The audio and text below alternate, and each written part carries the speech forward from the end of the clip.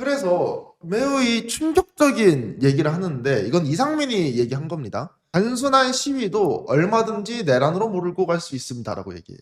이게 뭐냐면 어. 나 같은 사람이 내란죄로 처벌을 받으면 단순 시위하는 사람들도 내란죄로 처벌받을 수 있는 여지가 생긴다라고 지금 주장을 하고 있는 겁니다. 오늘은 이상민이 징역 7년을 받지 않았습니까? 그래서 항소심 재판이 열렸습니다. 그래서 이제 첫 번째 기일입니다. 그래서 재판관이 누구냐? 이 내란특별재판부에 형사 1부와 형사 12부가 있잖아요. 이 중에 추미애 그 법사위원장이 걱정했었던 게 형사 12부입니다. 근데 이 재판은 형사 1부예요. 그래가지고 윤성식 부장이 담당하고 있는 재판입니다. 여기서 저희가 좀 주목해봐야 될 게 윤성식 판사는 어떤 사람이냐? 상당히 무난한 사람이라고 합니다. 그래서 대세의 흐름에 따르는 사람이다 라는 현재 평가가 있고요. 그리고 대법원장이 될 수 있는 확률이 있는 사람이라고 합니다. 대법관 혹은 대법원장까지 갈 수 있는 사람. 그래서 이제 쟁점이 되는 게 어떻게 진행이 되었느냐? 항소를 했으면 특검도 이유가 있을 것이고 변호인도 이유가 있을 거 아니에요.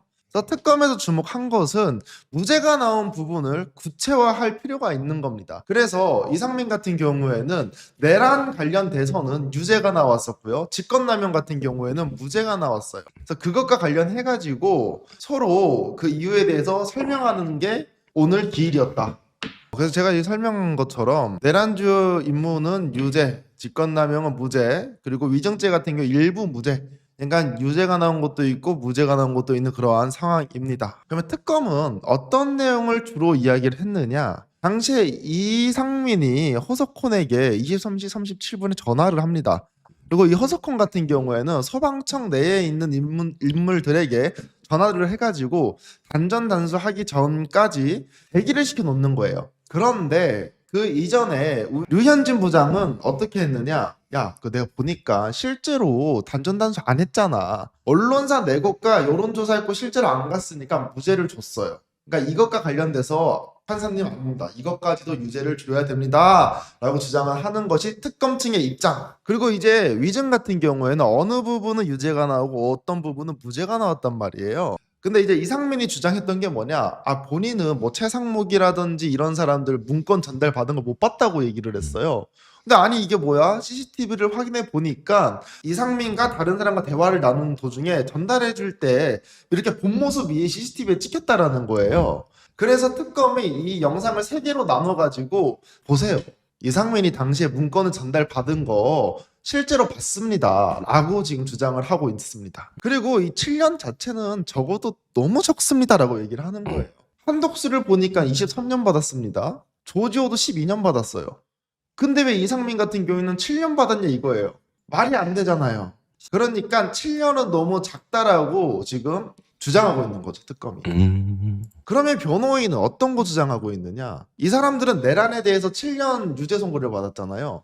그러면 내란 자체가 적법하다라는 것을 증명을 해야 돼요. 그래서 계엄 자체는 대통령의 권한이고 이 권한에 의해서 국무회의를 소집을 했는데 이 국무위원들이 갑작스럽게 이러한 내용을 들어가지고 나 잘 모르고 한 거야. 왜? 위법하고 위헌적인 내가 인식을 못했다라고 주장을 합니다. 그래서 이 상황에서 나는 거부를 못했어라고 얘기를 해요. 그러니까 나는 죄가 없다라고 주장을 하는 겁니다.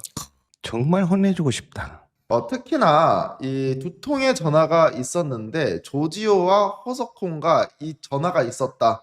근데 당시에 실제로 내란과 관련된 지시를 내린 것이 아니라 계엄이 일어나면 매뉴얼이 있을 거 아니에요. 프로세스가 있을 거 아니에요. 이 프로세스로 돌아갔다라는 거예요. 당시에 위급한 상황이니까 재난관리를 잘 한번 해봐라 라는 지시를 내렸다는 거예요.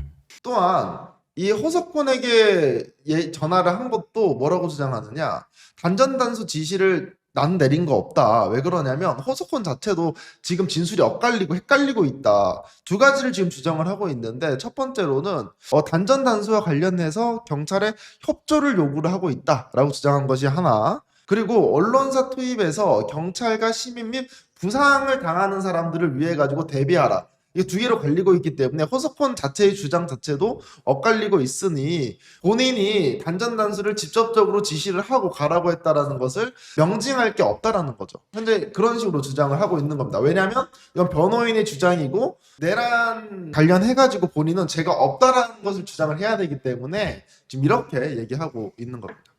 그래서 매우 이 충격적인 얘기를 하는데 이건 이상민이 얘기한 겁니다. 단순한 시위도 얼마든지 내란으로 몰고 갈 수 있습니다라고 얘기해요. 이게 뭐냐면 본인이 내란 혐의에 대해서 유죄를 선고받았잖아요. 이 범위가 크다는 거예요. 이런 식으로 나 같은 사람이 내란죄로 처벌을 받으면 단순 시위하는 사람들도 내란죄로 처벌받을 수 있는 여지가 생긴다라고 지금 주장을 하고 있는 겁니다. 그리고 또 뭐가 있었느냐? 원심, 그러니까 7년 받은 것 자체는 어떻게 받았냐? 특검의 상상력이었다는 거예요. 공소장에 적힌 게 특검의 상상력이었는데 류현경 판사가 제대로 보지도 않고 객관적인 증거를 안 봐가지고 본인이 유죄가 나왔다라는 거예요. 그러니까 1심이 일을 똑바로 못했다라고 현재 주장하고 있는 게 바로 이상민이라는 겁니다. 7년 자체도 너무 억울하다라는 거예요. 이제 성명 요구를 하는데 이 성명 요구가 뭐냐? 공소장을 보니까요 사실관계 조금 논리가 좀 부족한 것 같습니다. 구체화 시켜주세요. 그리고 이러한 증거를 더 가지고 와야 될 것 같습니다. 이거 요구하는 거예요, 재판부가. 그래서 이제 법리적인 내용과 관련해가지고 정확하게 좀 찍어달라라고 요구를 하고 있고, 그리고 이 문건이 있다라고 하는데 구두 지시였는지 아니면 문건을 보고 지시를 내린 건지 허석헌에게 이런 것들을 정확하게 구체적으로 적어달라는 지금 요구가 상당히 많이 요구를 하고 있습니다. 왜 그러냐면 이상민 재판과 관련해가지고 중간중간에 틈이 있었었잖아요. 무죄를 선고를 받고 이런 것들이 이게 왜 무죄를 받게 되었느냐? 뭐 판사의 판단도 있겠지만 구체화되지 않았던 거예요. 예를 들면 특검 자체에서도 의견서 같은 경우에는 구두로 지시를 내렸다라고 하는데 공소장에서는 이 문건을 보고 지시를 내렸다 뭐 이러한 얘기도 나오고요. 오늘 실수로는 뭐라고 얘기하느냐? 조지호가 징역 12년이에요. 근데 특검 측은 징역 18년이라고 얘기합니다. 그러니까 기본적인 사실관계도 지금 헷갈리고 있어. 그래서 제가 말씀드리고 싶은 것은 진짜 이상민 재판에서 특검이 들어왔는데 열심히 하고 있는가? 왜냐면 내용도 구체적으로 하지 않았고 성명 요구도 받았고 물론 성명 요구 받은 것 자체 가지고 특검이 똑바로 안 하는데라고 판단할 수가 없어요. 그런데 오늘 이제 내용을 쭉 들으면서 조지호가 징역 18년이라는 이야기를 제가 딱 듣고 아니 조지호는 12년 나왔는데 왜 기본적인 사실관계에 대해서 실수를 하지? 이거를 또 변호인이 찝었거든요. 그러니까 특검이 조지호의 형량도 틀렸다라는 거예요. 오늘 얘기하면서. 기본적인 내용이 이번에 지난번에 이어서 두 번째 실수가 나온 거네. 계속 이러한 기본적인 사실관계에 대해 가지고 실수를 반복하고 있다라는 거죠. 가장 기본적인 거에 관련해 가지고. 그리고 이제 얘기를 할 때 특검이 문서 안 보고 얘기하는 게 아니에요. 그러니까 본인의 기억을 가지고 얘기하는 것이 아니라 종이를 다 보면서 이야기를 해요. 그러면 애초부터 이 페이퍼 자체에 사실관계가 틀렸다라는 거잖아요. 그러니까 저는 특검이 열심히 안 하고 있나? 이러한 우리가 예단을 가질 수 있다라는 거죠. 그래서 우리가 좋은 포인트. 중개 재판을 통해 가지고 재판부와 변호인만 감시하는 게 아니라 특검도 얘네들 일을 똑바로 하나, 똑바로 하지 않나 이걸 우리가 확인을 해야 된다는 거예요. 이제 그러한 이제 상황이다라는 겁니다. 그리고 이제 다음 기일에 4월 9일날 윤석열 씨가 오후 2시에 출석을 하고 박성재 씨가 4월 15일날 출석을 하게 되는데 재판부가 이제 빨리 끝내야 되잖아요. 특검 같은 경우에도 1심에 6개월 이내 그리고 항소심 같은 경우에도 3개월이에요. 대법원까지. 빨리 끝내야 됩니다. 그래서 증인으로서는 2명을 채택을 했고 나머지 한덕수 같은 경우에는 지금 보류 상태예요. 그래서 만약에 15일날 한덕수를 추가적으로 한다고 하면 재판이 조금 더 늘어날 수가 있고 만약에 한덕수를 안 한다라고 하면 4월 15일날 언제 결심을 내릴 건지 의견을 나누기로 했습니다. 그러니까 이 재판 같은 경우에도 뭐 빨리 끝나면 아마 5월 말쯤에 선고를 볼 수도 있겠다. 이거 CCTV 있잖아요. 이거 문제가 좀 있는 것 같아. 내가 지난번에 이상민 재판 들어갔을 때도 이 CCTV 계엄 당일날 이게 윤석열 집무실 쪽 CCTV랑 복도 CCTV 이렇게 여러 개가 있거든요. 계엄 당일로 한정돼 있는 것 같더라고 기간이.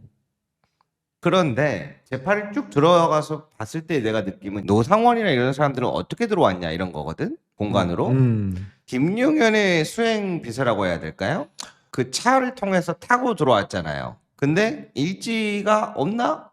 일지 없어요. 그래서 이거를 누가 출입했는지 확인하는 게 어려워. 항공처럼. 아 근데 그 노상원은 이제 확인이 못 되는 게 대통령 공간에 들어간 것이 아니라 그 장관 공간에 들어갔어가지고. 그래, 그래서 내가 드는 생각은 김용현 장관 공간에서 조금만 더 가면은 윤석열이 있는 곳이 또 있단 말이야. 뭐 금방이죠. 바로 옆이에요. 한남. 근데 출입일지가 없는데 그렇게 해서 비밀리 왔다리 갔다리 했어. 그러면 나는 이상민이든 박성재든 조이대든 누가 됐든 간에 그렇게 들어왔을 수도 있겠구나. 그래서 나는 이거를 계엄 당일로 CCTV를 한정할 게 아니라 기간을 앞뒤로 조금 더 늘려야 되지 않을까? 그래야 이 입증 관계에 있어서 확실해지지 않을까 싶어요.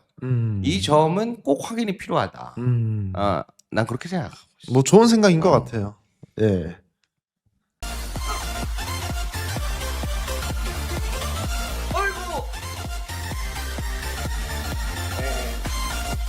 축하합니다. 파란색 당첨입니다.